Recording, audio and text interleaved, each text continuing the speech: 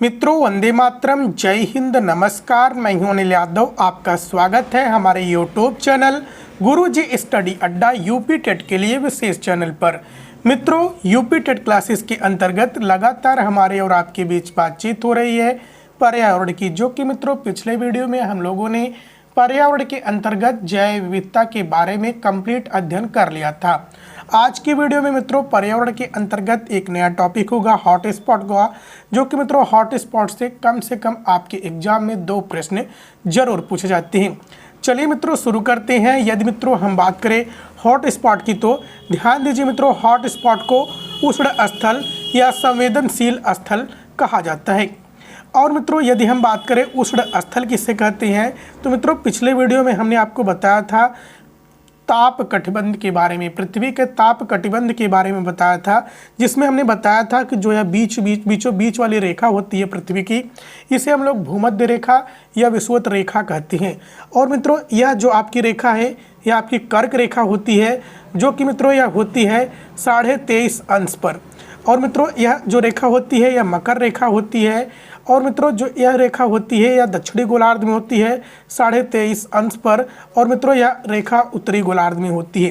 तो मित्रों जो इसके बीच वाला इलाका होता है यह मित्रों बहुत ज़्यादा गर्म होता है। और बहुत ज़्यादा गर्म होने के कारण मित्रों यहाँ पर इसका तापमान ज़्यादा होता है। तापमान ज़्यादा होता है तो मित्रों यहाँ पर ऊष्मा ज़्यादा बनती है, पानी ज़्यादा यहाँ पर उड़कर आकाश में जाता है, तो बादल के द्वारा संवहन क्रिया के द्वारा यहाँ पर बारिश ज़्यादा होती है। तो मित्रों हमने आपको बताया था जिस स्थान पर बारिश ज़्यादा होती है, जिस स्थान पर तापमान ज़्यादा होता है, वह स्थान कैसा होता है मित्रों, वह स्थान गर्म होता है और यहाँ पर जैव विविधता ज़्यादा पाई जाती है। और ऐसे स्थान को मित्रों हम लोग क्या कहते हैं, उष्ण स्थान कहते हैं, जिससे मित्रों हम लोग उष्ण कटिबंधीय वाला इलाका भी कहते हैं। तो मित्रों जो उष्ण स्थान होते हैं यहाँ पर जीवों की संख्या ज़्यादा होती है, या हम कह लें यहाँ पर जैव विविधता ज़्यादा पाई जाती है। तो मित्रों यहाँ पर जैव विविधता ज़्यादा पाई जाती है, तो यहाँ पर हॉट स्पॉट भी ज़्यादा पाए जाते हैं। क्यों पाए जाते हैं, तो मित्रों देखिए जो उष्ण स्थल होता है, उष्ण स्थल मित्रों हॉट स्पॉट के लिए कुछ शर्तें होती हैं। जो हॉट स्पॉट में मित्रों जो शर्तें होती हैं वह यह होती हैं कि किसी स्थान विशेष पर, क्या ध्यान दीजिए मित्रों, यहाँ बात कर रहा है किसी स्थान विशेष पर कम से कम 1500 स्थानिक प्रजातियाँ, कितनी प्रजातियाँ निवास करती हूँ मित्रों, 1500 स्थानिक प्रजातियाँ निवास करती हूँ। ध्यान दीजिए मित्रों यह बात कर रहा है किसी स्थान विशेष की बात कर रहा है, सभी जगह की बात नहीं कर रहा है। किसी स्थान विशेष पर ऐसी जीवों की प्रजातियाँ जिनका अस्तित्व 70% समाप्त हो चुका हो और सिर्फ 30% बचा हो। जो 30% जो है जो जीव बचे हैं, इन जीवों के संरक्षण के लिए उस विशेष क्षेत्र को हॉट स्पॉट क्षेत्र के अंतर्गत रख दिया जाता है।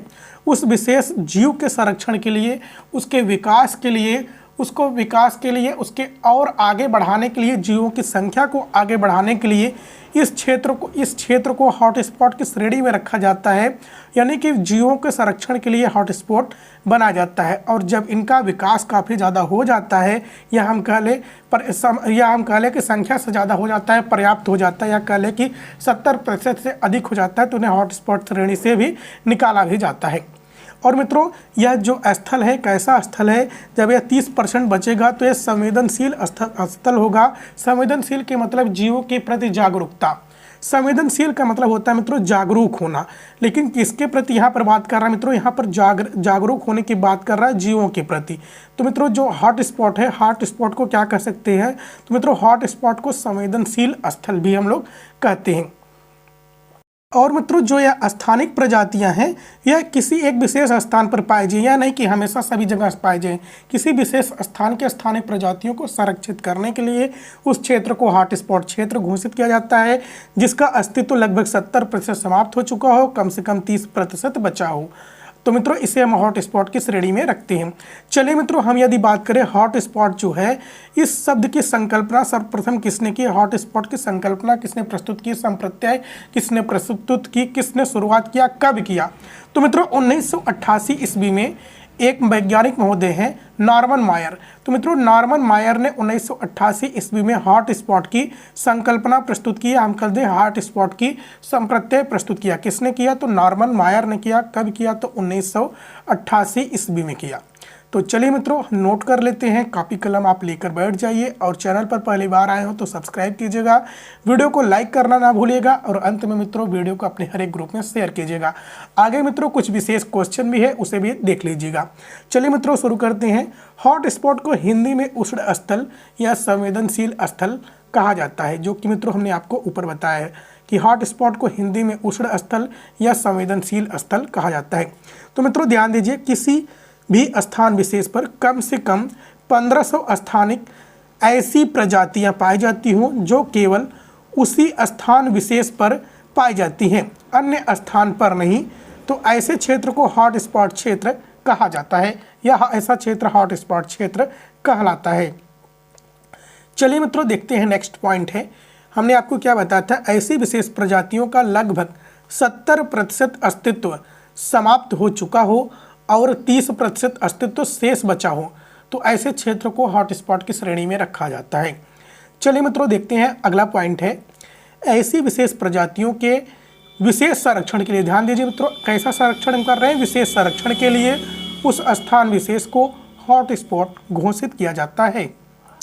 चलिए मित्रों देखते हैं, नेक्स्ट पॉइंट है, हॉट स्पॉट संप्रत्यय को 1988 ईस्वी में नॉर्मन मायर महोदय के द्वारा दिया गया। यदि हम बात करें हॉट स्पॉट का संप्रत्यय किसके द्वारा दिया गया, तो नॉर्मन मायर को द्वारा दिया गया। कब दिया गया, तो 1988 ईस्वी में दिया गया। चलिए मित्रों नेक्स्ट क्वेश्चन है आपके सामने, 2011 से 2020 के दशक को जैव विविधता दशक घोषित किया गया है। देखिए मित्रों, जो 2011 है 2020 है, ये इसके बीच कितने वर्षों का अंतर है, 10 वर्षों का अंतर है। इसीलिए मित्रों इसे दशक घोषित किया गया है। क्यों घोषित किया गया है, जैव विविधता दशक घोषित किया गया है जीवों को संरक्षित करने के लिए, जो जीव संकटापन्न स्थिति में है, और जीवों के विकास के लिए इस वर्ष को जैव विविधता दशक घोषित किया गया है 2011 से 2020 के बीच को। तो मित्रों यह 10 साल का अंतर है, इसलिए इसे दशक कहते हैं। चलिए मित्रों हम बात करते हैं, नेक्स्ट पॉइंट है हॉट स्पॉट की संख्या। तो मित्रों हॉट स्पॉट की संख्या की हम बात करें तो विश्व में कुल 37 हॉट स्पॉट हैं। देखिए मित्रों, पहले का जो डाटा है वो 36 आपको गूगल पर दिखाई दे रहा होगा, लेकिन मित्रों वर्तमान में एक बढ़ गया है। तो विश्व में स्थित कुल हॉट स्पॉट की संख्या कितनी है, तो 37 है। यदि मित्रों हम बात करें भारत में हॉट स्पॉट की संख्या कितनी है, तो भारत में हॉट स्पॉट की संख्या मित्रों 4 हैं। 4 भारत में कौन कौन से हॉट स्पॉट हैं, तो मित्रों पूर्वी हिमालय है पहला, दूसरा पश्चिमी घाट है, तीसरा है इंडो बर्मा क्षेत्र, चौथा है सुंडालैंड। तो मित्रों यह कैसा है, यह भारत का हॉट स्पॉट क्षेत्र है। यदि हम बात करें भारत में कितने हॉट स्पॉट क्षेत्र हैं, तो भारत में 4 हॉट स्पॉट क्षेत्र हैं। यदि हम बात करें विश्व में कितने हॉट स्पॉट क्षेत्र हैं, तो विश्व में 37 हॉट स्पॉट क्षेत्र हैं, जो कि मित्रों यहाँ से हर बार क्वेश्चन बनते हैं। चलिए मित्रों हम बात करते हैं क्वेश्चन विशेष की। तो 22 मई को जैव विविधता दिवस मनाया जाता है। यदि हम बात करें जैव विविधता दिवस कब मनाया जाता है, तो 22 मई को मनाया जाता है। अगला पॉइंट है, भारतीय गैंडा कहाँ संरक्षित है, तो मित्रों भारतीय गैंडा कांजीरंगा नेशनल पार्क असम में संरक्षित है। यदि हम बात करें कांजीरंगा नेशनल पार्क कहाँ पर है, तो असम में है। और मित्रों जो है नेशनल पार्क है एक सिंग वाले गैंडे के लिए प्रसिद्ध है। नेक्स्ट पॉइंट है, एक सिंग के गैंडे कहाँ पाए जाते हैं, तो मित्रों एक सिंग के गैंडे असम में पाए जाते हैं। असम के कहाँ पर, तो गोलाघाट में पाए जाते हैं।